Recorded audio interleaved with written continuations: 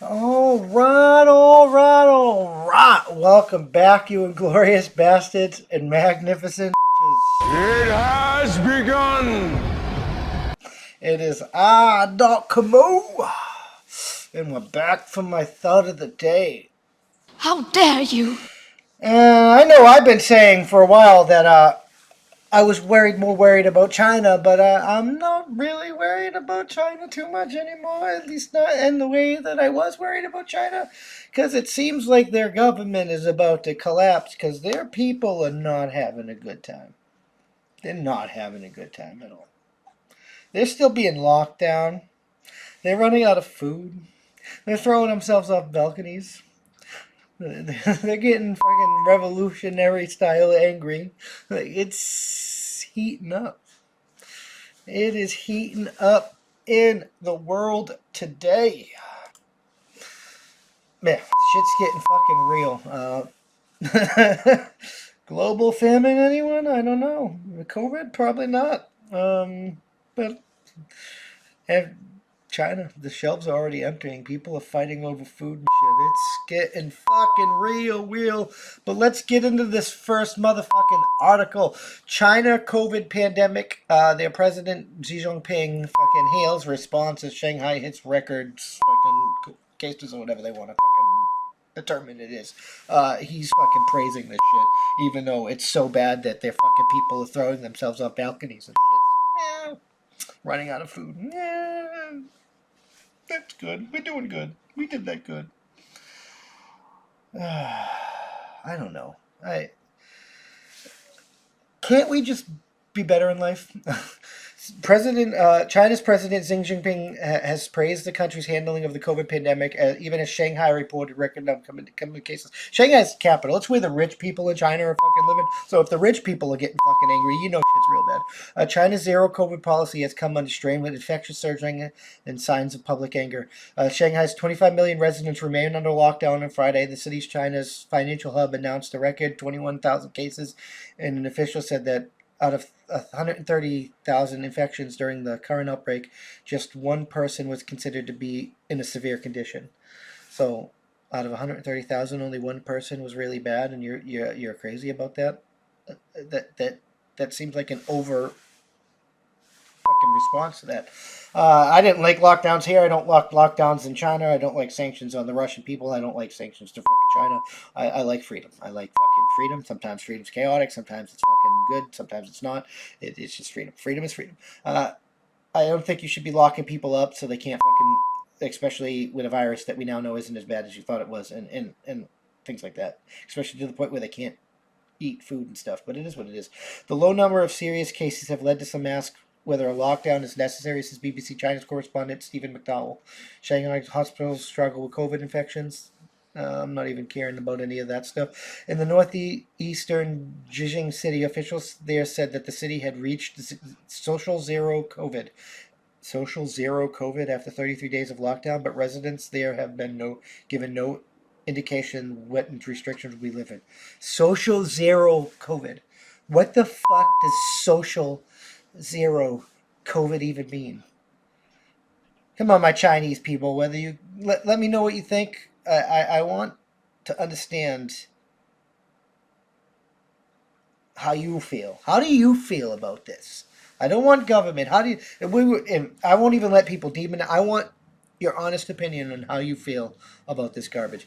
China is one of the last remaining nations still committed to eradicating COVID in contrast to most of the world, which is trying to live with the virus in its Omicron variation. I mean, you can't eradicate a virus. It's not going to happen.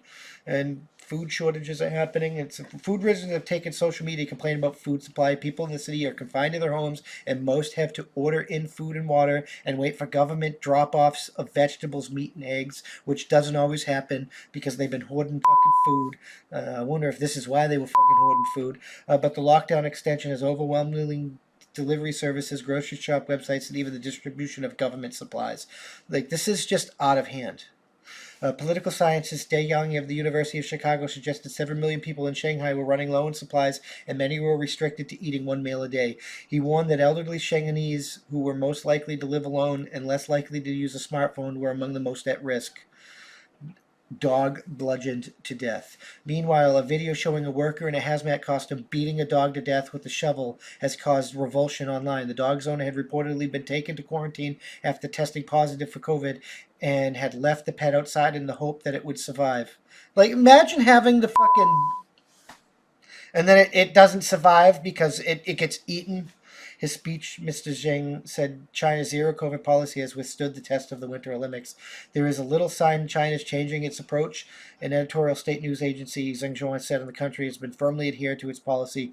It will be long before Chinese citizens affected by the virus can enjoy warm sunshine in springs and things to get back to normal, it said. I don't think you understand. It's not going to be that long. It's not going to be as long as you fucking think it's going to be, because these people are getting fucking angry enough. When people are killing themselves and you're making them fucking angry enough to just be outside singing and screaming, you're reaching fucking revolution level bullshit. You're going to start a fucking war with your people. They're gonna fucking remove you. Because right now, it may be through force, it may be through fear, that may be propaganda from our side, and it may not be. You may be the best government in the world. Who fucking knows? The people, you get your power from their consent, and they're starting to lose their fucking consent to the point where they're offing themselves to get away with it and shit. Once the weak people have offed themselves enough and the stronger survival people are pushed to a point, they're going to start beating the shit out of you and taking what they want.